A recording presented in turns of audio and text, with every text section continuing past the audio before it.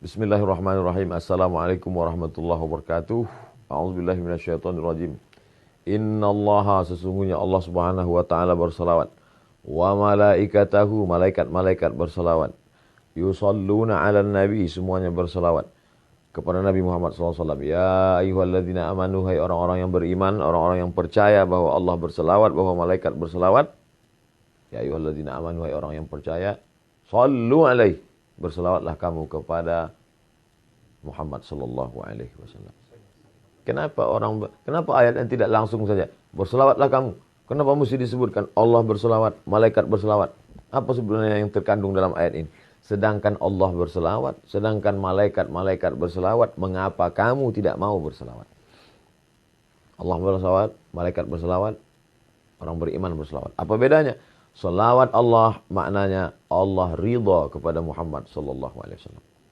Malaikat berselawat maknanya malaikat memohonkan rahmat kepada Allah supaya Allah mencurahkan rahmat kepada Muhammad sallallahu alaihi wasallam. Orang beriman berselawat apa maknanya? Orang beriman berdoa kepada Allah supaya senantiasa mencurahkan ridha dan rahmat kepada Muhammad sallallahu alaihi wasallam. Nah, itu nabi kalian. Nabi kalian minta didoakan kan? Nabi Muhammad minta didoakan kan? Kalau begitu dia perlu, dia berhajat, dia butuh, dia perlu kepada selawat kamu. Ini orang jahil, orang tidak paham. Nabi Muhammad tidak perlu pada selawat kita. Andai semua dunia ini kafir, tak percaya kepada Nabi Muhammad, Nabi Muhammad tidak rugi sedikit pun. Lalu untuk apa kita berselawat? Bukan untuk dia. Kita berselawat bukan untuk Nabi Muhammad SAW. Kita berselawat untuk diri kita. Man shalla alayya salatan, siapa yang berselawat kepadaku satu kali, sallallahu alaihi biha asyara, Allah balas 10 kebaikan. Wa hutat anhu asyara sayyiat, Allah tutupi 10 dosa-dosa silap kesalahan. Wa rufi'an lahu asyara darajat, Allah naikkan tingkatan darajat kemuliaan 10 tingkatan. Beristighfar, dosa diampuni. Tapi belum tentu yang lain dapat. Maka dengan bersolawat, dosa terampuni. Ada orang berzikir belum tentu diterima Allah Subhanahu wa taala zikirnya. Kenapa? Karena zikir amalan dia. Tapi orang berselawat pasti diterima Allah Subhanahu wa taala. Kenapa selawat pasti diterima? Karena salawat adalah permohonan kepada Nabi Muhammad SAW dan otomatis pasti dibalas. Karena semua yang dimintakan kepada Nabi Muhammad atas nama Muhammad SAW pasti dikabulkan Allah. Janji Allah, wala saufa yu'tika rabbuka fatarda. Apapun yang kau mau akan diberikan Allah Subhanahu wa taala. Bahkan alam semesta ini pun diciptakan Allah karena Sayyidina wa Maulana Muhammad sallallahu alaihi wasallam. Nabi Adam berdoa kepada Allah minta ampun dosa dengan menyebut nama Muhammad sallallahu alaihi wasallam. Allahumma inni as'aluka bihaqqi Muhammad. Aku mohon kepadamu dengan nama dia yang namanya tertulis. Allah Ta'ala bertanya kepada Nabi Adam alaihi salam. Allah bertanya bukan karena tidak tahu. Allah mau kasih tahu. Kenapa kau sebut nama dia? Siapa dia? Kata Nabi Adam, aku tidak tahu siapa dia. Falamma khalaqtani, ketika kau ciptakan aku, nafakhta fi ruhi, kau tiupkan ruh ke dalam tanah tubuhku. Rafa'tu ra'si, ketika ruh masuk ke dalam jasadku, aku angkat kepalaku.